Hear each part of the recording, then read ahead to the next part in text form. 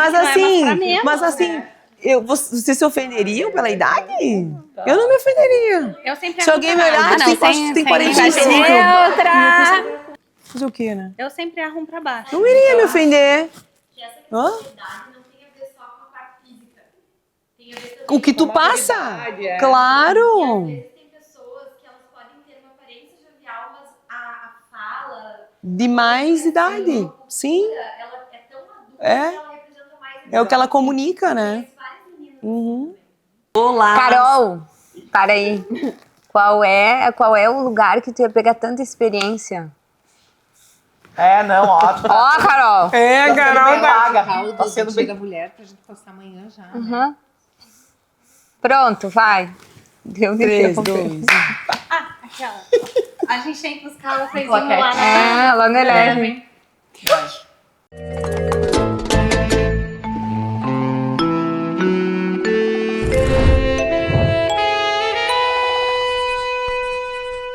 Olá, sejam bem-vindos a mais um programa do Entre Linhas. E hoje estamos aqui com a Ciomara. E antes de eu passar a palavra para ela se apresentar, a gente quer fazer uma pergunta inicial para todos vocês. Vocês já se perguntaram que encerramentos de ciclos podem ser um novo recomeço? Ciomara, seja bem-vinda, estamos muito felizes com a sua presença aqui. Muito obrigada, é uma honra estar aqui com um grupo com tanta conexão, né, num momento em que as conexões são tão importantes, né, elas nos passam segurança, elas nos passam leveza, alegria, né, e estar com vocês está sendo um grande prazer, né, está sendo divertido, está sendo interessante, e também é uma maneira, né, de eu passar um recado de uma forma assim mais natural, né, de uma forma mais fluida. Então, muito obrigada pelo convite. A gente gostaria que você se apresentasse um pouquinho. Quem é né? a Ciomara? Bem, chega uma idade em que a gente se torna mãe, né, de alguém. A gente não é mais conhecido pelo próprio nome. E esse é o meu caso, né? Eu sou mãe da Maria Eugênia Benincá, psicóloga, 30 anos, e da Amanda Benincá, artista, dançarina e coreógrafa de 24 anos, né? Sou esposa do Caio Benincá, sou filha também e sou psicóloga clínica, né? Ex-professora, né? Mais de 30 anos dando aula na psicologia da UPF, né? E atualmente, então, me dedicando somente à psicologia clínica.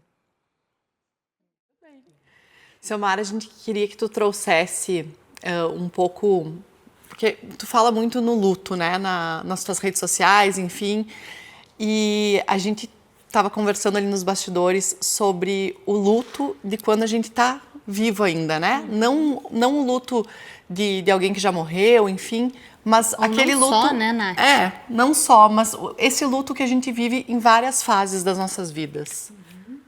Bem, é importante quando a gente fala de luto, né, a gente relacionar diretamente ao luto por o quê? Porque o luto é uma reação que a gente tem a uma perda. E essa perda, ela pode ser uma perda real, né, quer dizer, alguém morre e a gente fica em luto, ou simbólica, né, por exemplo, quando a gente se separa de alguém, quando a gente termina o colégio, né, quando a gente se muda de cidade, a gente tem reações de luto também pela perda daquilo que estava estabelecido, né, então o luto é uma reação absolutamente normal, né, não há nada de patológico em se vivenciar o luto, e é uma maneira que nós temos de elaborar esta perda, né? Porque a partir da elaboração da perda, a gente se permite um recomeço, a gente se permite uma nova forma de viver, né? Não mais relacionada àquele objeto perdido. Então é um processo necessário. Absolutamente necessário. A gente vive lutos durante o desenvolvimento que a gente nem sabe. Por exemplo, quando o bebê nasce, né, a mãe fica muito feliz pelo nascimento do filho, mas ela por vezes ela reclama da saudade da barriga. Ai, eu tive muita saudade das barrigas.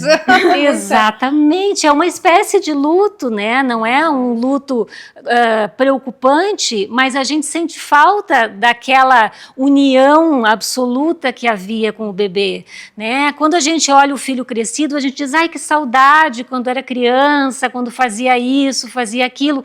Então a gente comemora o crescimento dos filhos, mas a gente também fica enlutado, né? A gente, por exemplo, termina a faculdade, entra na vida profissional, mas a gente fica enlutado pelos tempos em que a gente estudava com pessoas que eram legais, né?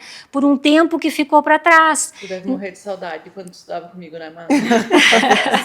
Deve morrer de saudade. Então, sim, é um processo absolutamente necessário, né? Para que a gente possa elaborar essa série de perdas que a gente vai tendo durante a vida. E esse luto, por exemplo, muitas vezes ele não vai ficar confundido com talvez uma depressão?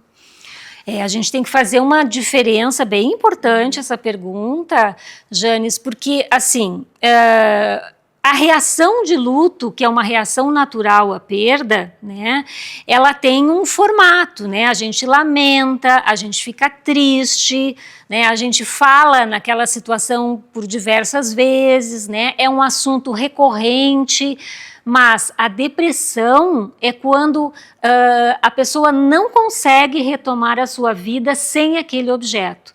É quando ela se recusa a continuar o fluxo da vida, né, porque aquele objeto levou uma parte dela consigo.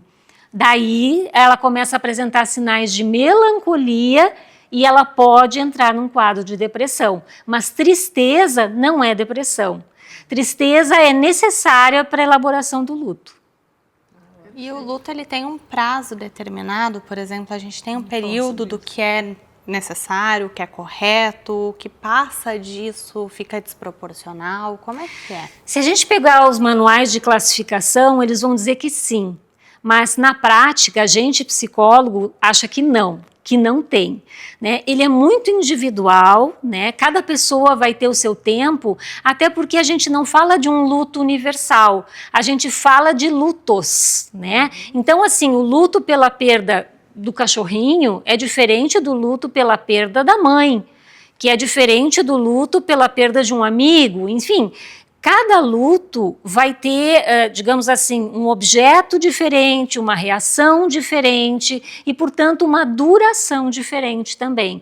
Então, não, ele não tem uma duração pré-determinada como os manuais de classificação diagnóstica dizem.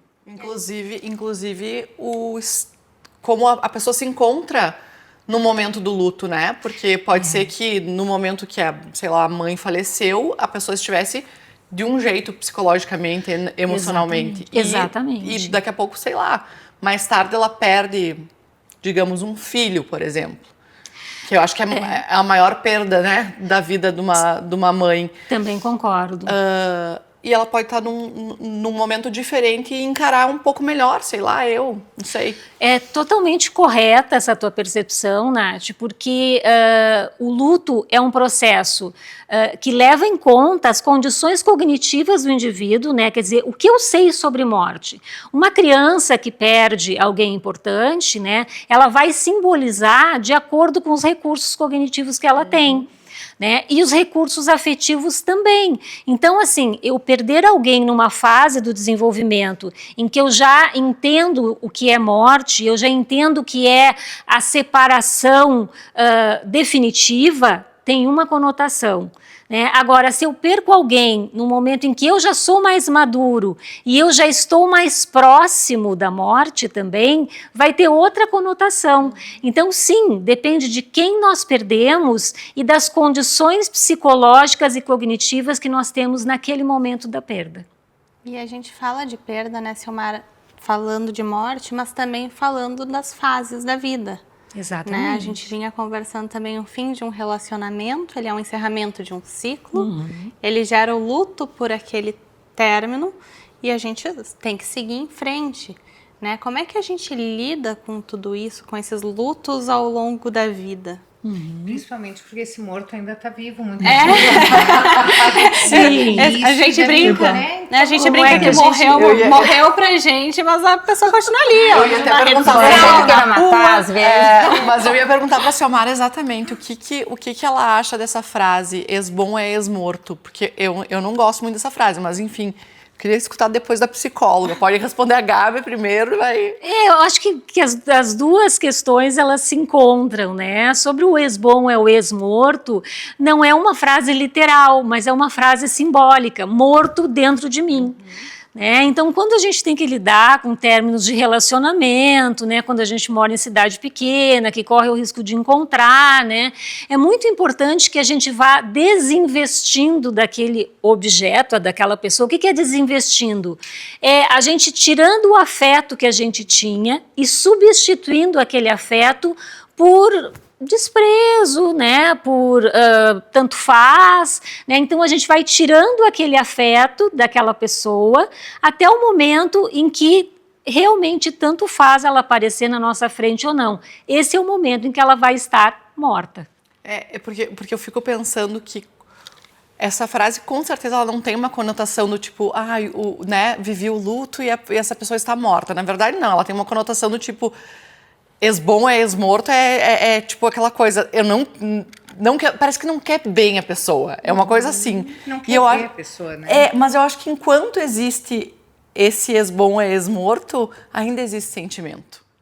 Sim, porque tem uma carga de agressividade, né? Tem uma carga de frustração. Ou talvez até para a Exatamente. pessoa ela mesma superar isso. Né? Ela afirma isso para si mesma, até mesmo para superar isso. Exato. Ela busca, mas eu fico pensando né? que essa frase, eu acho que ela tem uma conotação do tipo de não superação, sabe? É que o amor e o ódio, eles andam muito juntos, Lógico, né? a linha é muito tênue, né? E o ódio é um sentimento que liga a gente ao objeto, né? A pessoa. Então, o melhor, digamos assim, ó, que o contrário do amor não é o ódio, o contrário do amor é o desprezo. Né? Então, quando a gente consegue desprezar, é porque a gente deixou de amar, não quando a gente fica odiando.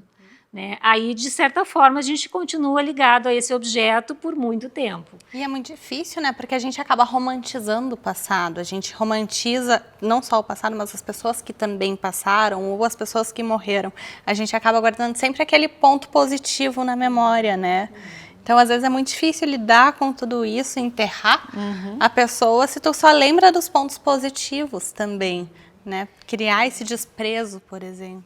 É difícil, principalmente porque a gente tem muita resistência à mudança. Né, Gabi? Assim, a gente tem resistência à mudança, eu costumo dizer, por 3 motivos, né? O primeiro motivo que a gente resiste a mudar, a começar uma nova fase, né, é porque a gente tem medo do que está por vir. A gente não conhece, né? E a gente tem medo do desconhecido. Então, como é que vai ser a minha vida sem esse namorado, que é um traste, mas ele está do meu lado, né? Então, se eu chegar numa festa, eu vou ter com quem dançar. Se eu quiser sair, ele vai estar do meu lado. Mas esse relacionamento, ele não funciona mais. Não, mas eu vou manter esse namorado porque ele é uma muleta para mim e eu vou mantê-lo do meu lado, né? Uma outra forma que a gente tem de entender essa dificuldade em mudar de fase, né, é o medo de viver o luto. Ai, mas e como é que vai ser? Será que eu vou sentir saudade dele, né? Será que ele vai fazer muita... eu vou sofrer. E se eu quiser que ele volte, será que ele volta para mim? Ou será que eu vou vê-lo com outra? E como é que vai ser para mim vê-lo com outra, né? Então, assim, o medo do luto, o medo do desconhecido e o medo da novidade. Né? Então, eu vou colocar uma outra pessoa no lugar ou eu vou ficar sozinha, eu vou viver um tempo sozinha, vou aproveitar a minha vida. Mas isso é novo e será que eu vou gostar? Né? Então, a gente foge das mudanças, né? E procura manter o status quo, procura manter o que está estabelecido, porque para nós é confortável, o conhecido é absolutamente confortável. E a gente fica em situações que fazem mal para a gente, mas porque não quer ver que existe um universo de possibilidades se a gente tomar a decisão. A coragem, né? E como que a gente pode lidar com isso, né? A gente estava falando há pouco sobre até uma mudança de carreira, né? Eu estudei a minha vida inteira numa área, agradando talvez outras pessoas, e aí eu sinto que eu devo mudar. O que a gente pode ter assim de ferramentas, de mecanismos, porque tomar uma decisão vem muito internamente, né? Eu sinto que eu devo ir naquele caminho, mas o que eu posso dar uma driblada nesses medos aí do desconhecido? O que as pessoas podem... Porque a gente vê inúmeras questão de relacionamento, carreiras e tantas outras, né, desafios que as pessoas podem estar... A própria evolução, né, das fases da vida. Tem alguma receitinha?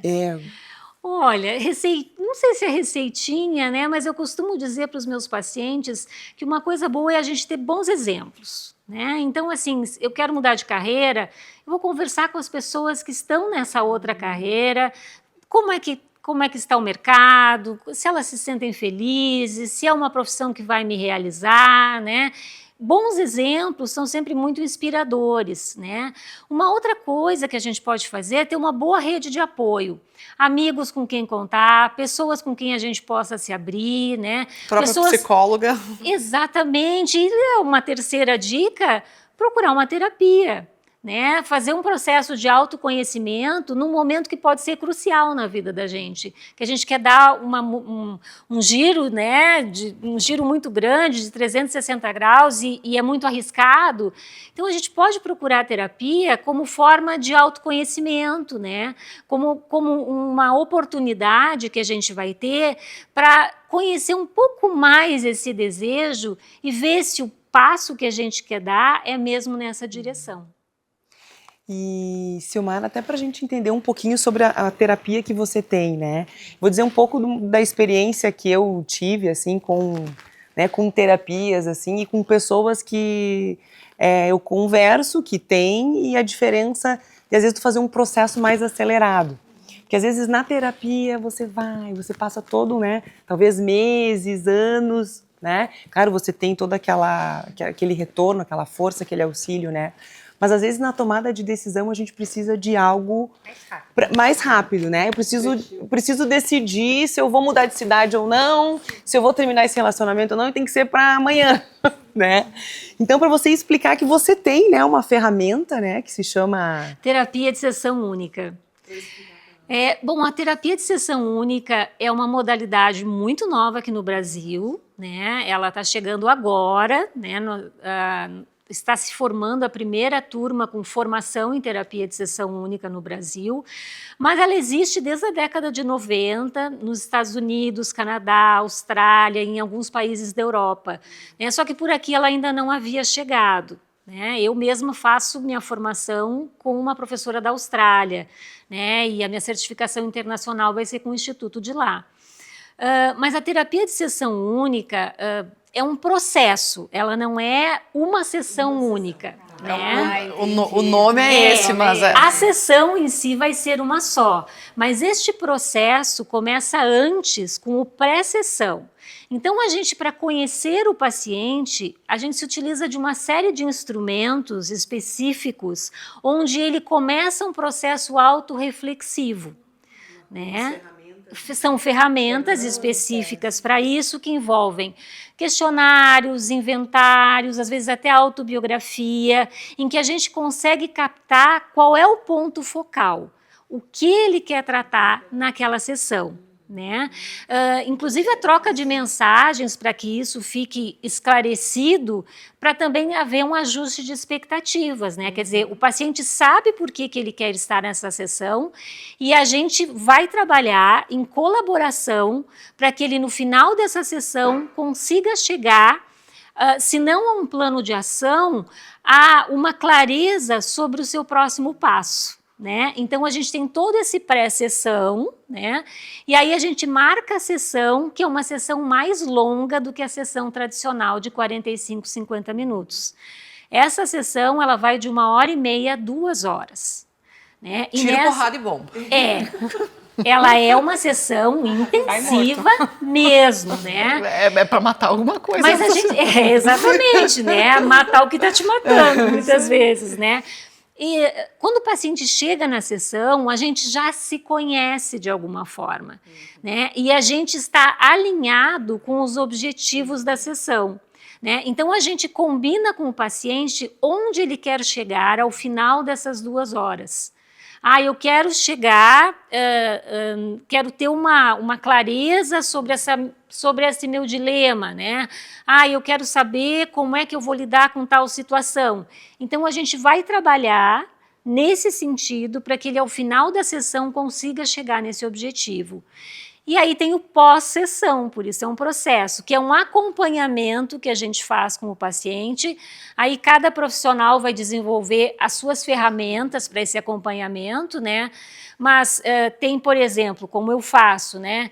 Eu faço uma videochamada de 30 minutos depois de um tempo estipulado para ver como é que ele está indo com o seu plano de ação, se ele precisa de ajustes, né? Se o plano de ação não deu certo, como ele está se sentindo. Depois disso, eu faço mais uma troca de mensagens, mando um questionário de follow-up. E aí, se ele quiser, se ele tiver mais uma questão a tratar, ele pode retornar e marcar mais uma sessão única. Mas o processo começa de novo com essa outra questão. E ele não pode voltar a falar daquilo que ele falou no primeiro, na primeira consulta, por exemplo? Ele pode, mas daí a gente vai combinar sobre qual elemento ou qual aspecto específico daquela primeira consulta ele quer falar e por quê, né? Por que não deu certo ou por que ele quer retomar. Ele pode marcar uma outra consulta, mas é sempre com essa ideia de ir direto ao ponto, né? De ser focal. E o paciente ele não tem a obrigação de voltar, ele volta sempre que ele quiser. Né? Mas não existe o compromisso de ele voltar, porque o processo é tão intenso, né, que o paciente passa um tempo sem a necessidade de voltar. Né? Se ele voltar, a gente vai combinar qual a questão que a gente vai tratar. E, por exemplo, já aconteceu alguma vez que o paciente foi abordar um tema e na realidade era outro que estava pegando? Dificilmente isso acontece, porque como a exploração pré-sessão é muito intensa, né? O máximo que pode acontecer é de eu abordá-lo no início da sessão e dizer, olha, tem esta questão e esta questão, né? Qual nós vamos tratar? Você escolhe. Né? E a gente combina e ajusta expectativas para que seja abordada aquela questão naquele momento e que a outra possa ser abordada numa outra sessão única. Essa sessão única é mais ou menos por tópicos únicos, né? Para Exatamente. resolver problemas pontuais, que claro, talvez existam várias camadas que depois vão precisar ser tratadas com calma. Exatamente. Mas é para assim, resolver problemas pontuais da nossa vida, né? E isso mesmo, eu diria que é uma questão por vez, né? Mas também é importante a gente saber que a terapia de sessão única não é para qualquer paciente. Né? É uma intervenção de baixa intensidade.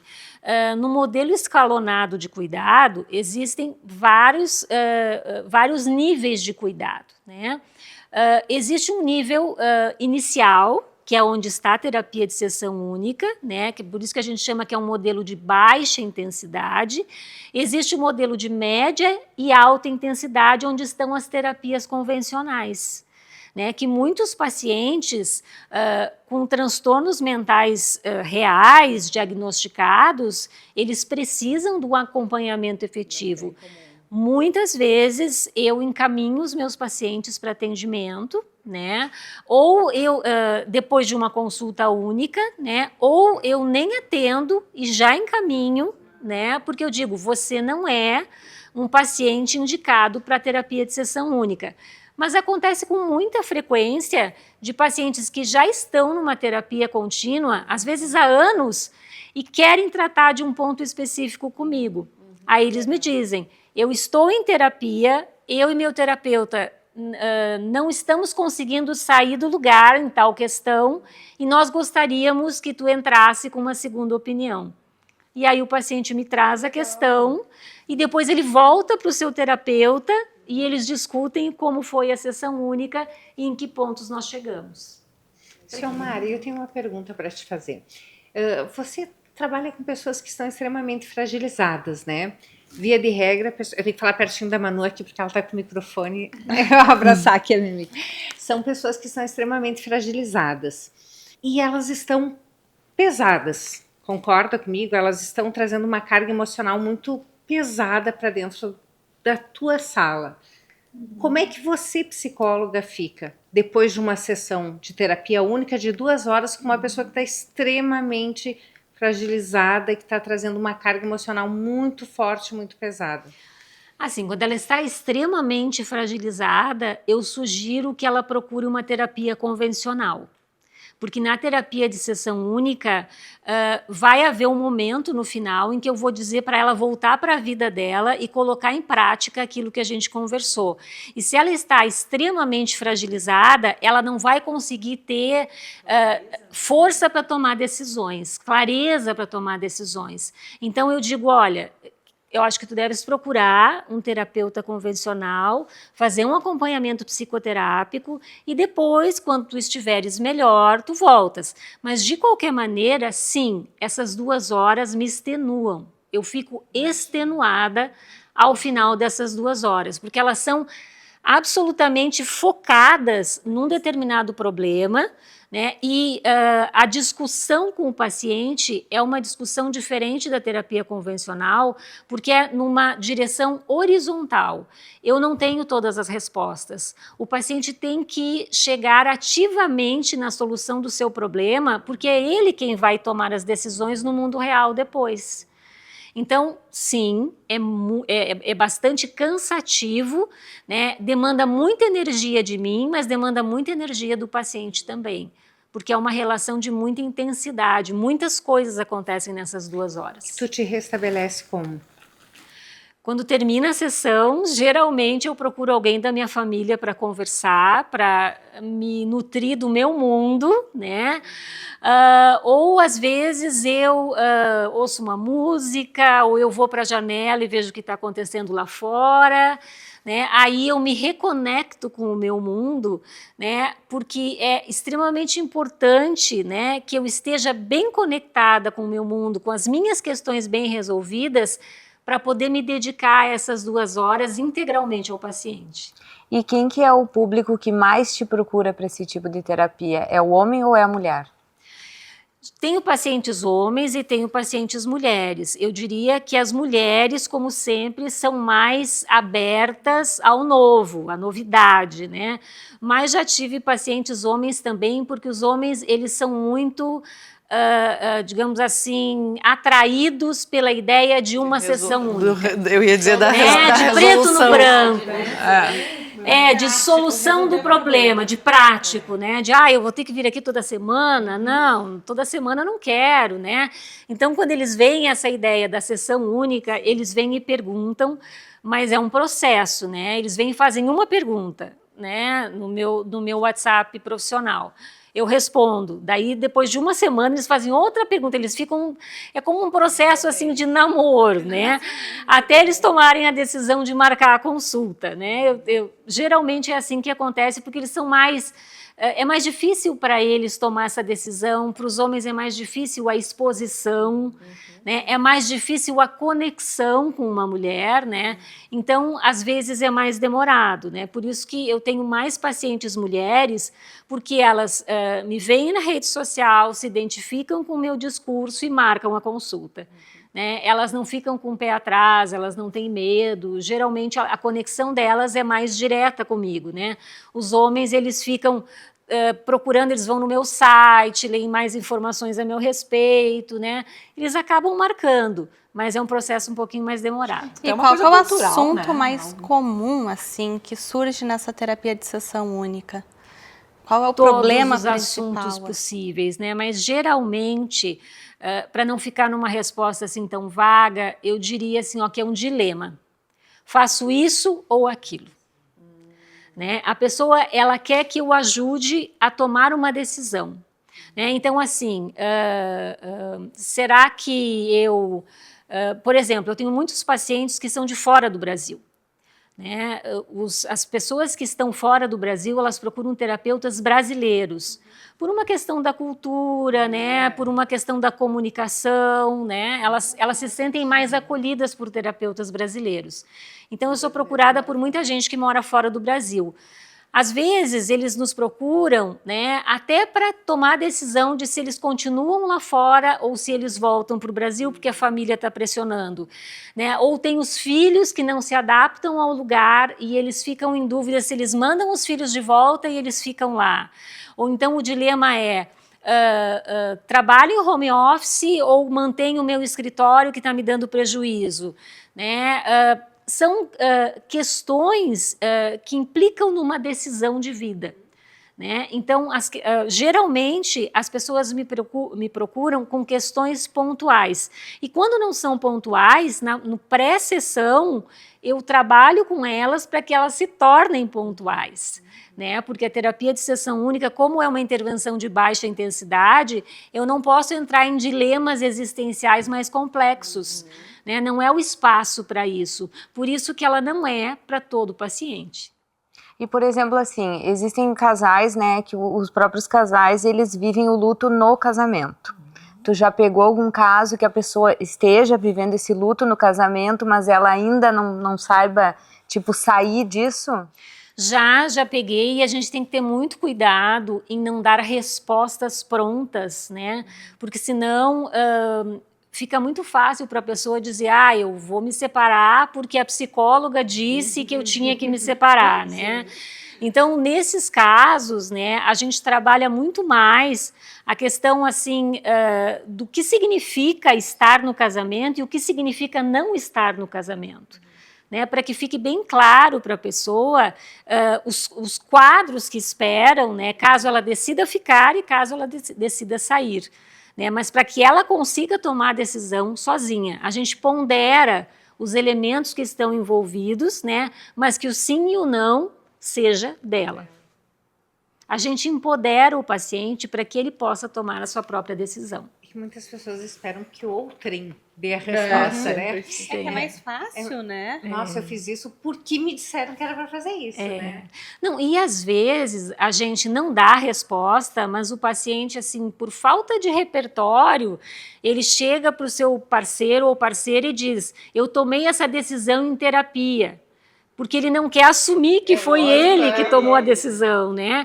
E aí, muitas vezes, os psicólogos são mal falados, né? Por conta de uma colocação dessas. Não, tomou a decisão em terapia, mas tomou por conta própria. Mas a decisão sempre vai ser da pessoa, vai não ser tem? da pessoa, ninguém decide né? por ti, né? Não é o psicólogo que vai dizer você separa ou você permanece casado, mas ele vai apropriar o paciente dos próprios elementos necessários para que ele tome a decisão. A não ser que seja uma criança vivendo num corpo de adulto, que pode acontecer também, acontece muito, né? Acontece muito. De realmente ficar esperando que alguém resolva o teu problema, porque na verdade quem toma a decisão para outra pessoa é mãe e pai só, Sim, né? Exatamente. Quando são menores, né? Mas é isso que eu tô falando, mãe e pai, crianças, né? quando são crianças, por isso que eu falei que são muitas crianças morando em corpos de adulto. Mas às vezes na relação terapêutica, Nath, a gente pega pessoas que regridem mesmo. Né? Não percebem o quanto estão regressivos, mas a gente precisa identificar isso, né? e interpretar e recolocar a pessoa no seu eixo. Né? Nossa, na minha concepção era sempre assim, Não sempre uma evolução, sabe? A pessoa não evolui. Digamos assim que o nosso foco é a evolução, né? Mas às vezes acontece, já aconteceu de uma pessoa me procurar para saber se o que ela tinha recebido de uma outra determinada pessoa era assédio, e se fosse assédio, se ela deveria se separar do marido para ir atrás dessa pessoa.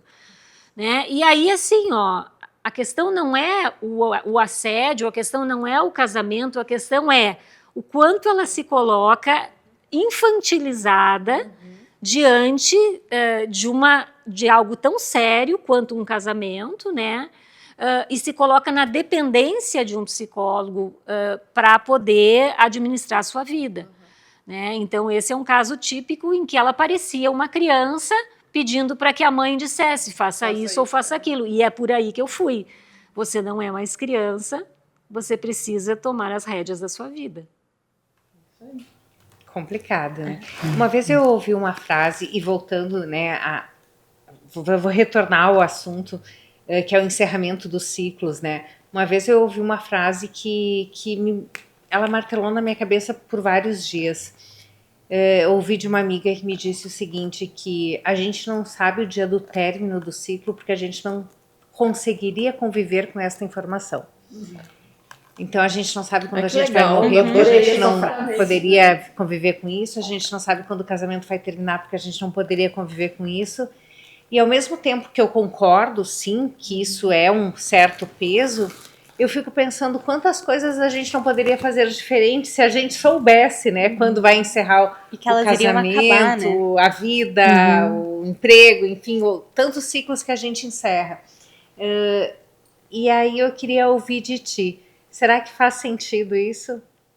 Faz muito sentido, Mayra, faz muito sentido porque nos remete à nossa condição existencial de viver sem ter o controle sobre as coisas, sem ter as informações, né, que a gente diz, mas quanto tempo eu tenho de vida com essa doença? Ou até quando eu vou sofrer com esse problema? A gente não tem essas respostas, né? E essa é uma sensação de impotência universal, né? Quer dizer, nós temos que seguir o barco, né? A gente, mesmo sabendo que ele vai afundar, a gente tem que continuar no barco. Né? Porque se a gente não estiver no barco, a gente não existe mais. Esse barco é a nossa vida. Né? E a gente precisa continuar navegando, mesmo sabendo que lá no final esse barco vai afundar. Só que a gente não tem as informações de quando isso vai acontecer. Então é preciso que a gente se torne ciente dessa nossa condição de não controle, né? Porque é a vulnerabilidade que vai nos apropriar das ferramentas necessárias para lidar com essas situações. Quando a gente assume que é vulnerável, né, e que não tem todas as respostas. E, por exemplo, assim, tu estava comentando sobre o paciente que ele é infantilizado, ele, né, se infantiliza. Isso também, quando ele vai fazer a transição, por exemplo, ele vai te procurar, tu identifica isso. Também é uma forma de luto dele largar a criança dele para passar para a vida adulta? Tu já pegou casos assim? Poderia, eu não teria como saber, porque depois da sessão única, né, especialmente se a pessoa se frustra, ela não vai me procurar mais, eu não tenho como saber, mas provavelmente a pessoa que me procura nessa condição infantilizada para que eu dê a resposta e eu não dou, ela vai ficar sim enlutada, frustrada, né, porque ela esperava sair dali com um tesouro. Né? Uma resposta pronta. E eu digo para ela, o tesouro está dentro de você, né? Você que tem que achar. Então, assim, no caso de pacientes que chegam dessa forma, né, provavelmente sim, eles fiquem enlutados, né, porque são pessoas geralmente assim, até com dificuldade de compreender a situação que eles estão, às vezes até cognitivamente uma dificuldade de entender que o seu destino está nas suas mãos, né, e que eles precisam encarar de frente as suas dificuldades e agir de forma consciente e adulta. Né? São pessoas que não têm essa compreensão. Né, geralmente pessoas assim, ó, que sempre foram protegidas, né, ou pessoas que são dependentes financeiramente e afetivamente de outras pessoas, né. Então essas pessoas elas vêm para a sessão única e não voltam nunca mais, porque elas não saem com o que elas vieram buscar. Elas não, na verdade, às vezes elas nem querem resolver, né? Sim. Ela acha que quer resolver, mas lá não no íntimo coragem, não quer resolver. Né? O desconforto é muito grande. Resolver, às vezes, te faz abrir uma caixinha dentro de você que você fechou tanto, você escondeu, e talvez você também não está preparado para abrir ela nesse momento. Sim, e a Talvez gente você não tá percebe nessa isso na fase. sessão única e encaminha o paciente para o atendimento psicoterápico contínuo, porque a gente percebe que ele não está preparado, como tu disseste.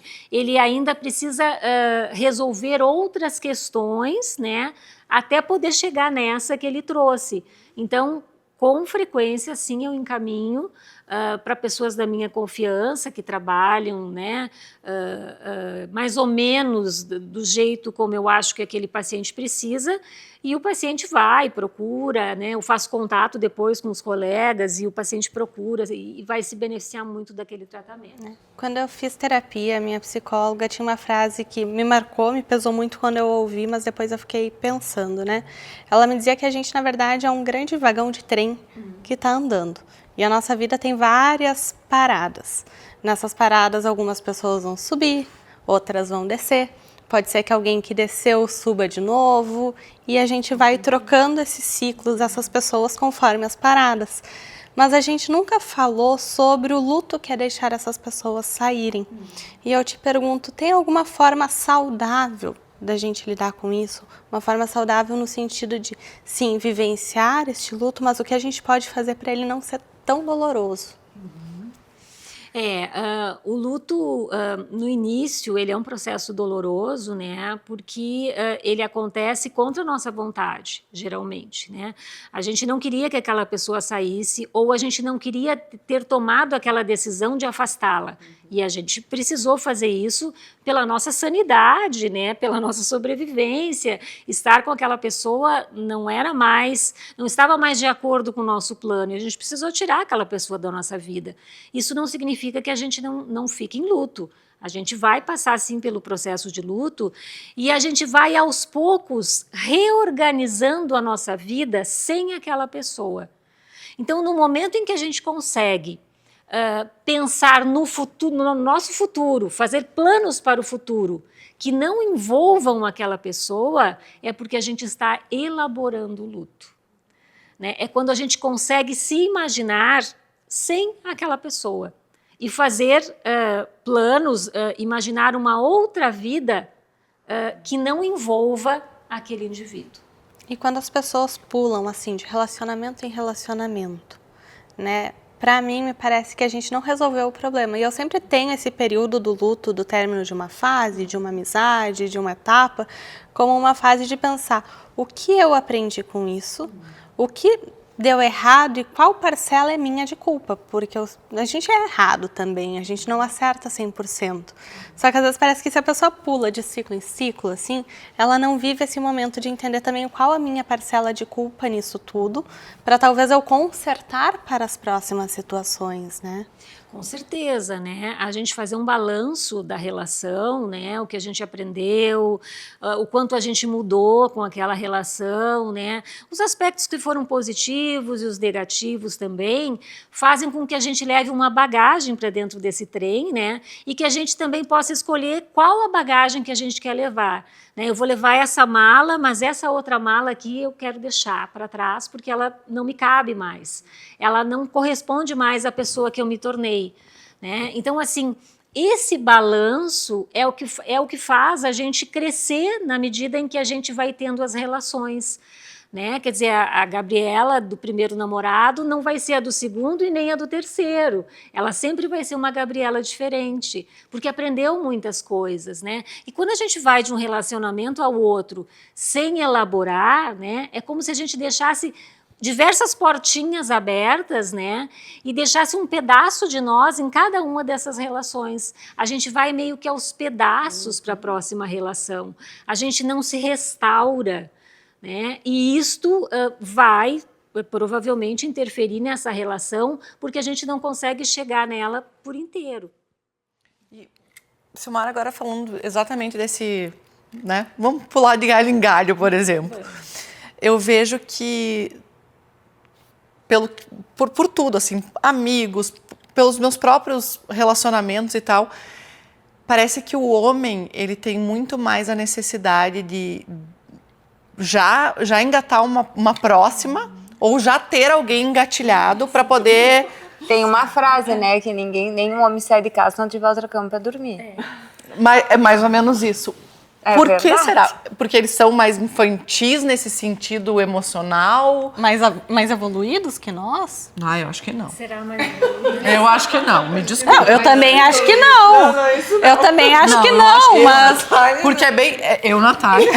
Porque é bem o que a Silmara falou, senão a gente vai indo a gente vai deixando os pedaços e a gente vai indo só os frangalhos para frente, né? Exatamente. É assim, eu vou dizer daí então minha opinião, né? Eu, Ciomara. Eu, Ciomara, né? Como psicóloga, mas também como mulher, e vocês vão de concordar comigo, né? Que os homens, eles realmente precisam de uma mulher, né?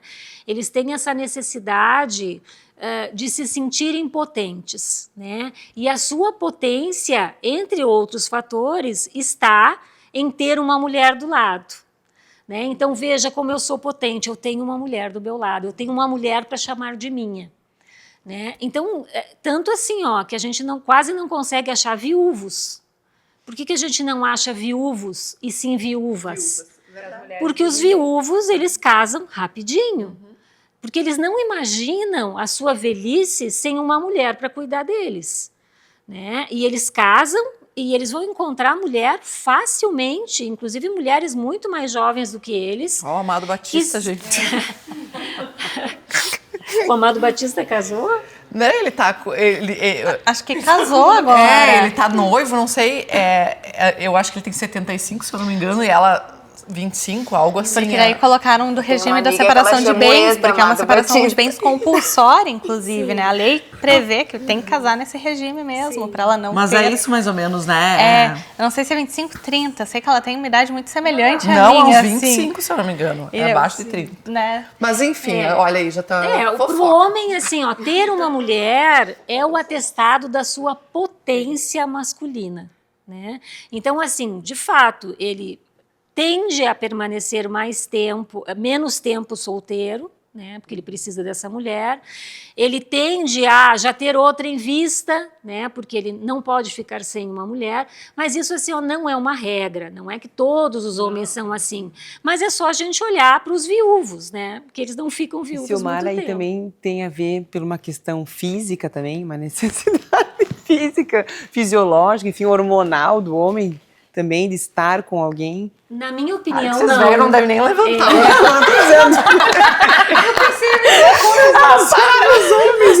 Na minha opinião, não é por isso. Não, porque isso não precisa de um relacionamento, né? Não, assim, porque se a gente vai ver... precisa estar com alguém, né? Como a gente falava dos viúvos, né? Eles já nem tem tanta necessidade assim, né? Não funciona. E a necessidade tem mais a ver com quem lave as suas cuecas e faça o seu café, né? E cuide...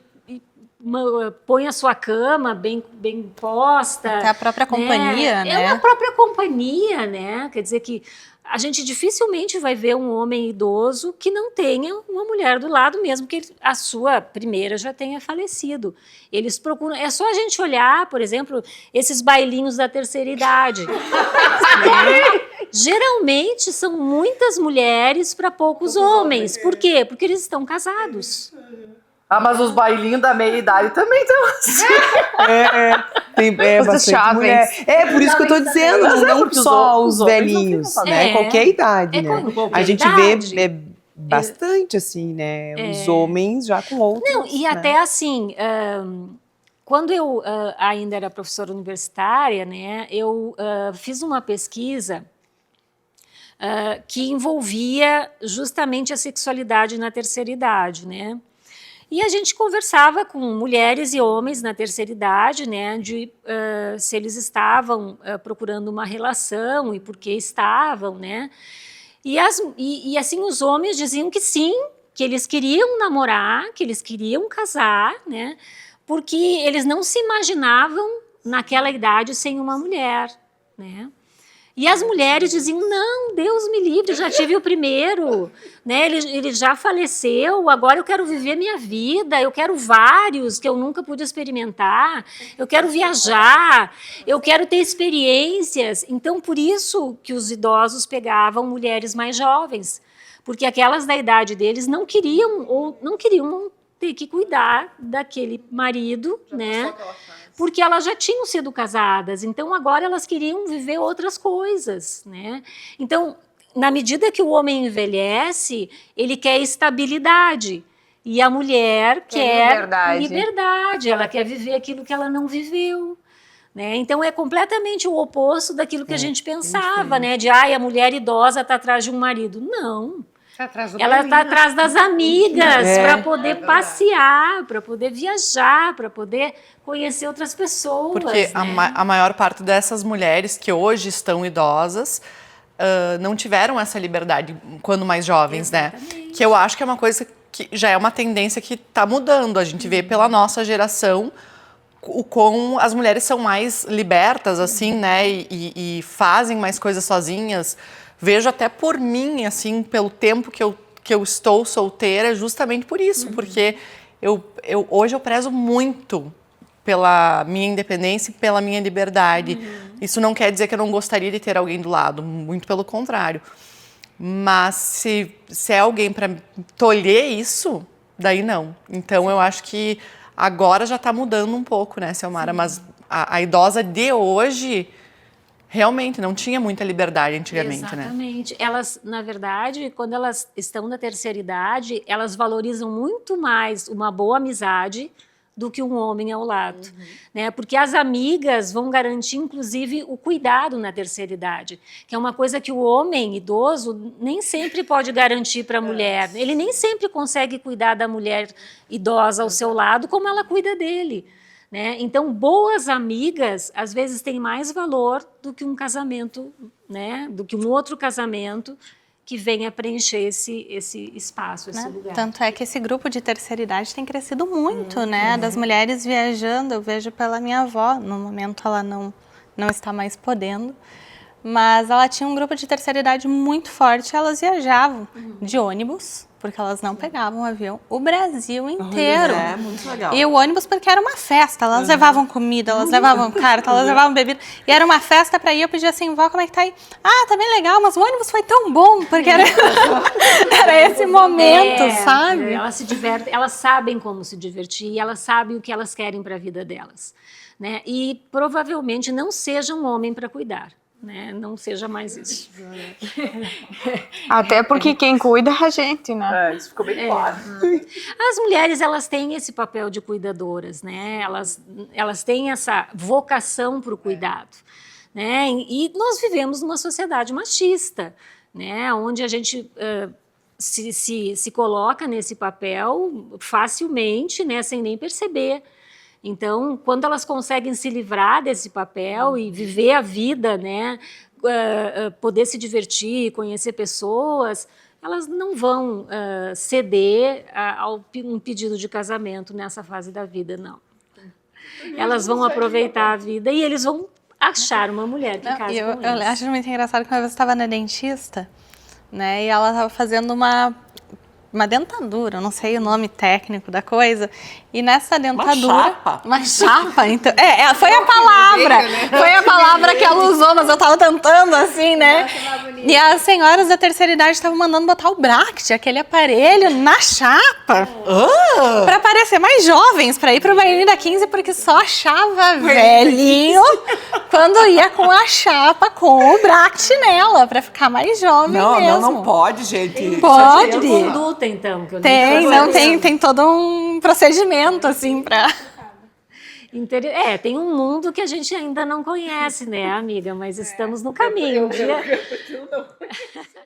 O meu marido tem um funcionário que ele vai a esses bailinhos da terceira idade.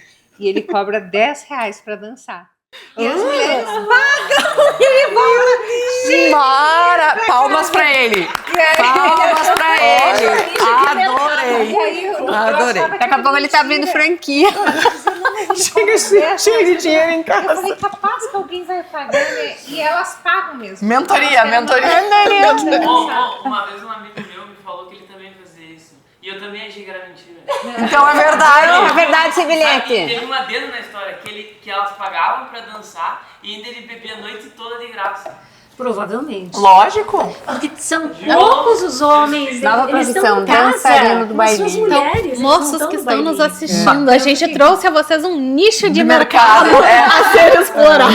Mas isso é agora que a gente estava conversando sobre isso me veio muito, porque como eu viajo muito por causa da minha agência de viagens, ZZZ Tour, é muito, assim, nos cruzeiros, o que acontece? Muitas mulheres mais maduras levam dançarinos profissionais, porque elas gostam de dançar, ou seus companheiros não gostam de viajar e de dançar, ou eles já faleceram. E elas pagam, esses profissionais pagam a viagem. Olha, outro nicho de mercado, isso aí é verdade. E elas pagam... Galera mais jovem, aprendam a dançar. Elas pagam muito bem. Elas pagam muito bem. É que normalmente elas já têm uma afinidade com essa pessoa, entendeu? Com esse dançarino. Então elas levam, pagam todo o cruzeiro, devem pagar ainda mais alguma coisa. Então é realmente isso, porque ela quer ali se divertir. E eu perguntei assim, mas como é que, né, ele falou, não, é que elas querem dançar, não tem marido, eu danço bem, então eu vou lá e vou dançar. Mas então... E elas me pagam. Diz pra ele começar a ir nos cruzeiros, daí a gente faz uma parceria. Zezé Tuni e o abençoado aí. Pronto! Viu? Se mais alguém Ele chama os colegas, ele chama os colegas. Lógico. E vocês abrem um cruzeiro. A gente já faz o seguinte, já contrata a Amanda. Ela vem lá de São Paulo dá as aulinhas pra nós, né? Claro, a Amanda dá aula de dança. Se mais alguém quiser se inscrever, pode deixar o nome aqui na Tudo descrição certo, do deixa vídeo. Mas isso faz muito sentido, né? Eu vi a Nath falando ali, antes ela disse, mas as mulheres mais velhas, da nossa geração, quando formos mais velhas, a gente vai ter também, acho que talvez uma postura um pouco diferente das nossas mães, das nossas avós, que viveram uma realidade diferente, né? Tanto que a Nath disse, eu queria, né, se eu tivesse um marido, eu seria uma pessoa que não me sufocasse, porque senão também não ia conseguir conviver. A gente não aceita mais essa relação de dependência, né? A gente quer alguém que some, né? A gente não quer alguém que nos tome uma parte da nossa vida, né? E que às vezes até exige que a gente seja dependente quando a gente não é. Né? Então, assim, acho que de fato nós estamos caminhando para uma terceira idade completamente diferente, né? Que eu ainda não sei como é que vai ser, mas acredito que de muitas mulheres empoderadas, né? De muitas mulheres assim apropriadas do seu espaço, do seu lugar, dos seus recursos, né? E não aceitando qualquer coisa, né? Contratando algum profissional para dançar, né? E tudo bem. Contratou um profissional para dançar, para ser feliz no cruzeiro, né? Pode levar o seu personal trainer, né? Enfim, um amigo, alguém, mas assim, porque elas sabem que gostam de dançar e não há nenhum problema em contratar alguém que dance bem para que elas não abram mão desse prazer. Né? E tá tudo certo, elas têm poder aquisitivo para isso, elas não devem nada a ninguém. Né? E eu acho que a gente está caminhando justamente para isso. Eu acho que também alguns preconceitos, né? Assim, a Manu vai viajar com um amigo. Como assim vai viajar com um amigo, né? Eram coisas que, se me perguntassem há 15 anos atrás, eu ia achar tudo muito estranho. Assim, hoje eu já não acho mais nada estranho, né? E acho que essa quebra de alguns preconceitos. Uma assim, cultura, né, que se tem sobre isso, né? Eu acho que nos liberta de várias coisas e a gente tem que dar explicações também, né? Abrem-se possibilidades, né, que a gente antes não imaginava, né, da mulher pagar um homem para dançar com ela. Isso não era algo viável, né, era até muito mal visto. E hoje em dia a gente consegue, justamente por ter chegado a um lugar na sociedade, né, em que a gente não precisa provar mais nada para ninguém. Quem entendeu, ok. Quem não entendeu, a gente não tá também. Vai pra terapia. Vai pra terapia, vai resolver essas questões, né? De fato, acho que a gente está inaugurando um novo ciclo na sociedade, né?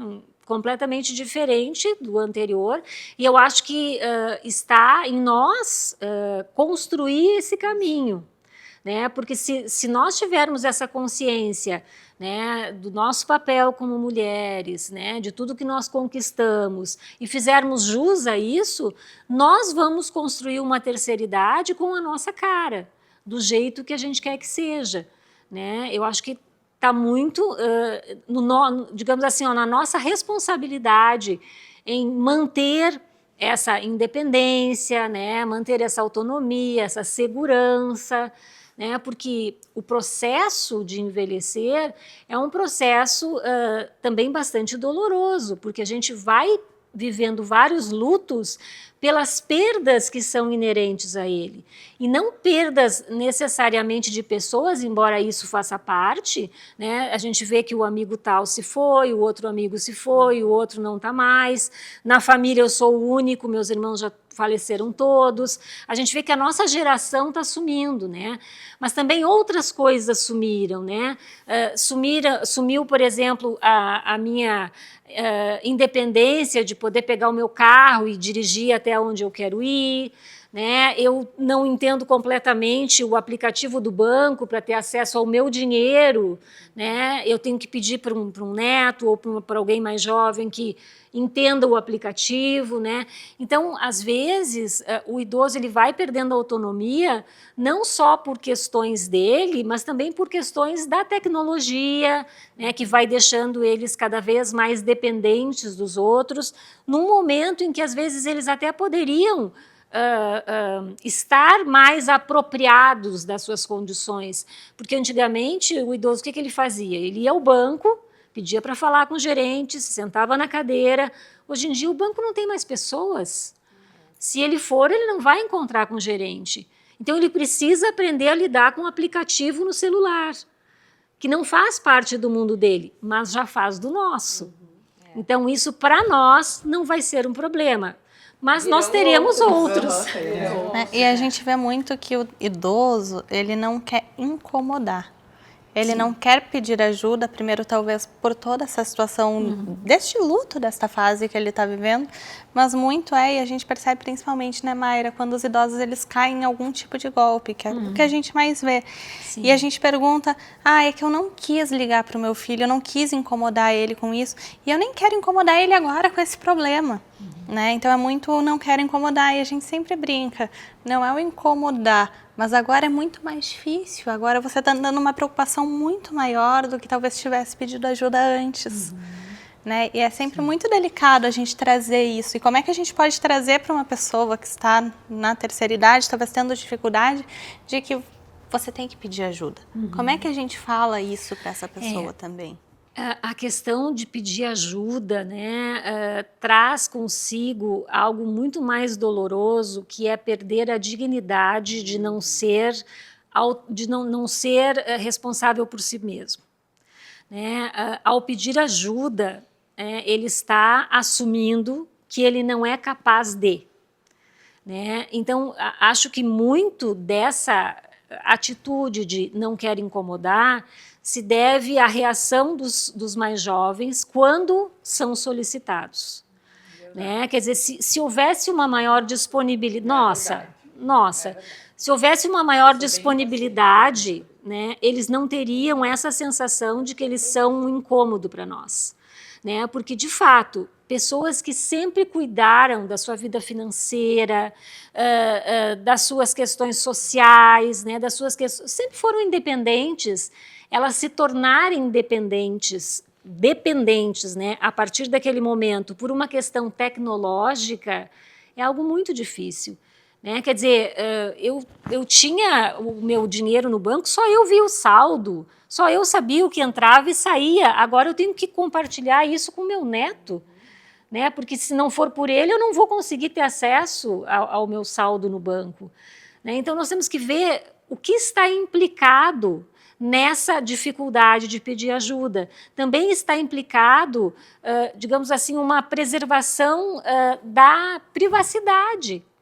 Né? Quer dizer, ele vai saber de toda a minha vida aqui. Né? Ele vai saber de quanto eu tenho, no que eu gasto. E eu sempre fui dono de mim. Eu sempre ganhei meu dinheiro e guardei e gastei como eu queria. E agora eu preciso de outras pessoas, vou ter que abrir isso para outras pessoas para poder dar conta. Nossa, a gente te ouviria a noite inteira, Silmara, porque de tantas coisas que você falou, dariam tantos outros programas, né? Mas eu vou ter que passar a palavra para minha amiga Janesca, porque ela tem algumas perguntinhas para te fazer. As rapidinhas! Mas antes das rapidinhas, eu quero te fazer mais uma pergunta. A gente estava falando sobre envelhecer, né? A menopausa também é uma forma de luto. Como lidar com isso? Bem, a menopausa é uma forma de luto porque a mulher ela perde aquilo, digamos assim, que em tese, né, lhe torna muito atraente, que é a fertilidade. Né? Então, perder a fertilidade e perder, junto com a fertilidade, né, colágeno, né, começam a aparecer as rugas, começam a aparecer uma série de sintomas, né, como os fogachos, dores articulares, humor, transtorno de humor, né, insônia. Então, a menopausa ela não vem sozinha, né? Quer dizer, é um pacote grande que sim, nos deixa enlutadas. Acho que as mulheres que têm filhas, elas têm que lidar com isso de uma forma mais difícil, né? Porque as filhas, elas representam toda essa feminilidade, digamos, todo esse ardor da juventude que a gente perde, né? Isso, ao mesmo tempo que nos encanta, também é uma forma de dizer, você não é mais, né? E a forma de lidar com isso é a gente ver o lado bom, né? Digamos assim, o que a menopausa me trouxe? Ela me trouxe tudo isso, mas ela também me transformou numa mulher sábia. Né? Hoje eu não caio mais nas armadilhas que eu caía antigamente. Não me troco, né? Por uma Não me troco, exatamente. Então, sim, tem a parte ruim da menopausa e tem o luto da menopausa, com certeza, mas a gente precisa se descolar dessas questões estéticas, né? E aprender a valorizar toda essa estrada que foi caminhada por nós e tudo que a gente aprendeu nesse tempo. E isso não tem preço. Bem boa, adorei a dica. Tá, então vamos às rapidinhas agora. Então, Silmara, assim, a gente tem esse quadro das rapidinhas, que são perguntas, e eu gostaria de começar com a principal delas, uma pessoa que você gostaria de conhecer. Inverti a ordem hoje. Viva ou morta? Não, conhecer, uma pessoa que ela tá viva. Ela tá viva. Uma pessoa que eu gostaria de conhecer. Deixa eu ver, nossa, tem várias pessoas que eu gostaria de conhecer, né? Mas sabe que de todas as pessoas que eu gostaria de conhecer nesse momento, eu não consigo encontrar uma que eu tivesse assim uma urgência de conhecer.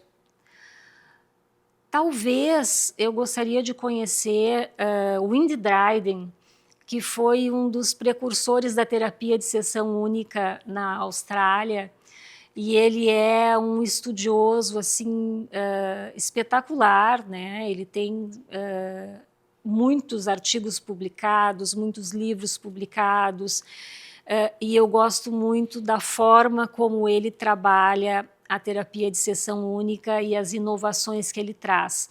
Acho que o Indy Dryden seria uma pessoa que eu gostaria de conhecer. E quem você gostaria de ter conhecido? Uma pessoa que já não está mais nesse mundo. Eu gostaria de ter conhecido o Mahatma Gandhi. Acho que seria...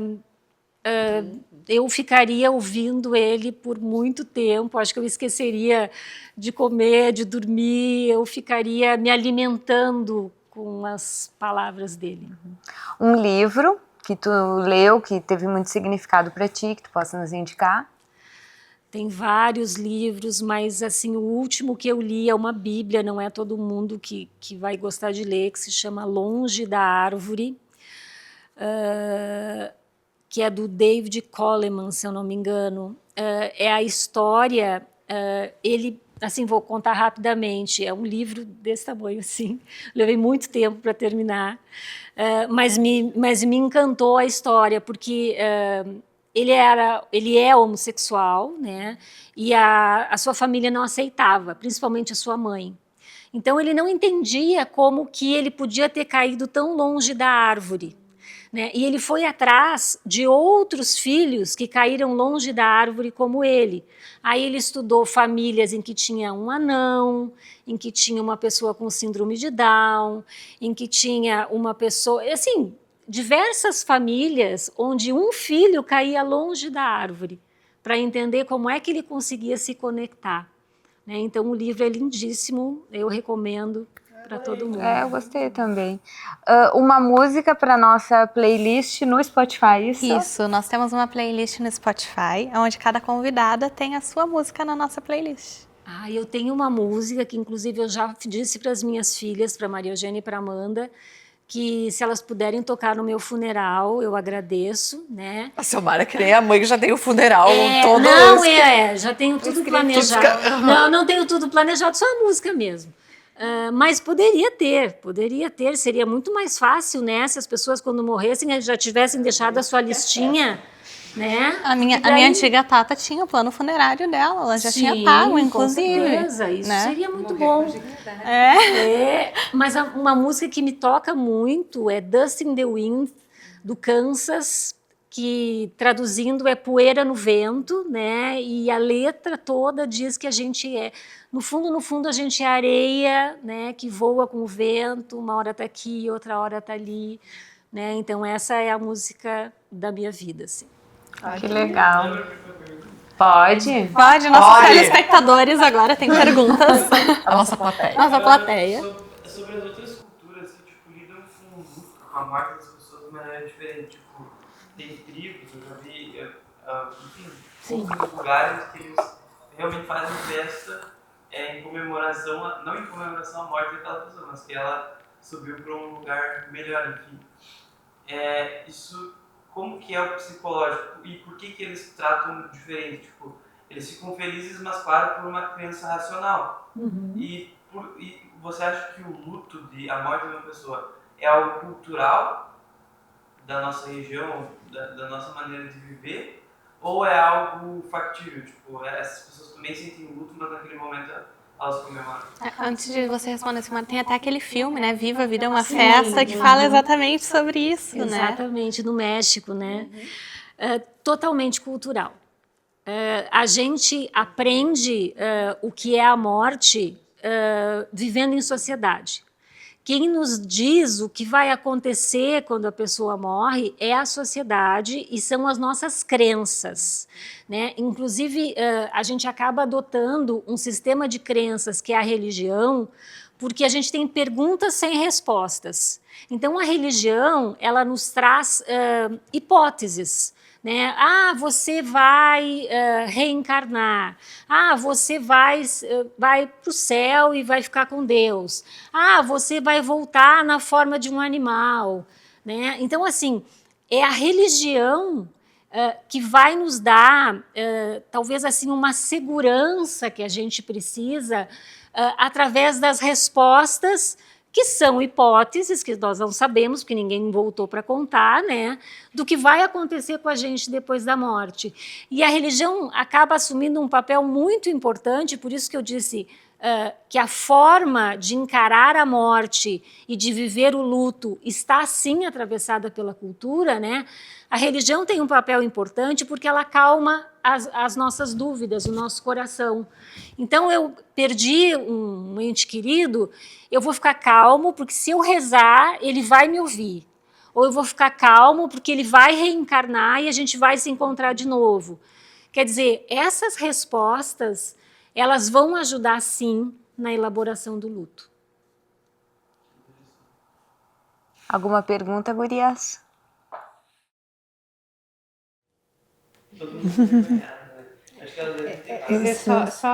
Eu sei que a gente já está no nosso tempo aqui, mas eu só queria contar um episódio. Eu estive no Alasca e eles têm uma cultura que eu fiquei extremamente chocada, muito mais chocada do que quando eu fui para a Índia e entendi como é que eles trabalham com a morte, com o fogo nos corpos, que quando uma pessoa chega numa certa idade e ela está debilitada, eles colocam num barco e eles mandam esta pessoa num barco. Viva? Sim.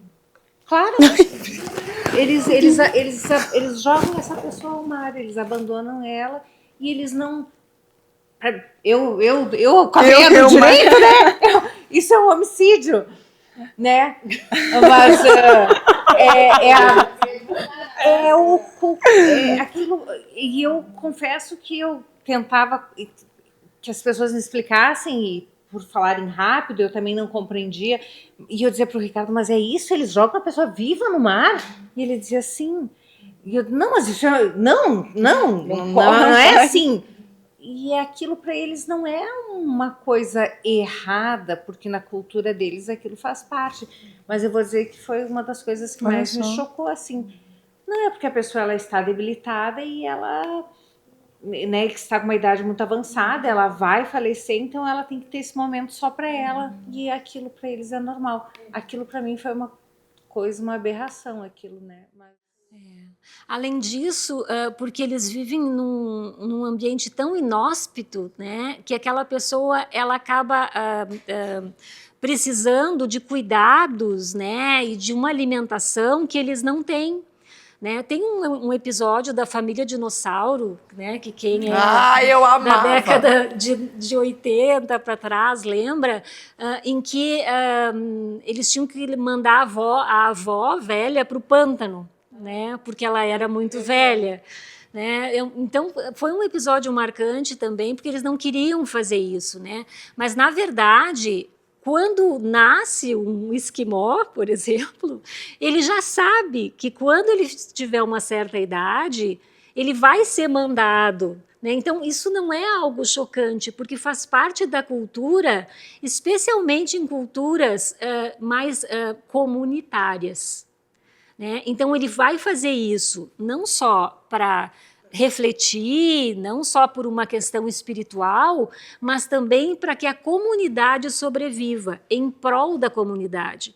Porque ele demanda muita energia e alimentação que é necessária para os jovens manterem a comunidade ativa. Né? E assim encerramos o nosso programa. Vamos encerrar assim. Eu vou pedir então, se você fosse reencarnar como um animal, que animal você seria? Vamos terminar de uma maneira mais leve. Não, a Xiomara tem que deixar as redes sociais dela. Então, minhas redes sociais, gente, Instagram, Xiomara Benincá, Beninca, né, porque não pode ter acento, Facebook, Xiomara Benincá, o site xiomarabeninca.com.br, todos com o meu nome. Ótimo. Muito fácil de encontrar. Então vamos pedir uma mensagem final, vamos pedir uma... o animal, eu gostaria de reencarnar como um panda, se eu pudesse escolher um animal. Um panda. Eu acho tão... Eu não, eu como uma águia. eu acho eles tão gordinhos, fofinhos. Eu gostaria de ser uma onça, eu acho. Uma onça que é um animal assim que é poderoso, mas nem tanto, né? Causa medo, mas nem tanto. Causa muita admiração, né? Eu gostaria de ser uma onça. E tu, Nath? Eu acho que um leão. Mano? Meu signo. Também. É? Então tá. Eu fico com meu pandinha. Xiomara, uma mensagem final para quem está nos assistindo. Bom, gente, eu espero assim que essa nossa conversa aqui descontraída, sem pautas pré-estabelecidas, né, tenha servido para pensar sobre diversas questões, né, pensar sobre a vida e a morte, pensar sobre o envelhecimento, sobre os vários ciclos da vida e o quanto isso pode nos tornar mais apropriados de nós mesmos, mais sábios, né, mais tranquilos com relação àquilo que é inevitável. Né? As regras não existem, a gente não tem como dar conta de tudo, não tem como prever o que vai acontecer, mas a gente tem sim como pensar sobre o que aconteceu com a gente e fazer disso um novo recomeço, né? Pensar nas armas que a gente tem, considerando toda a nossa experiência, para poder traçar um novo recomeço a cada final de ciclo. Maravilhosa!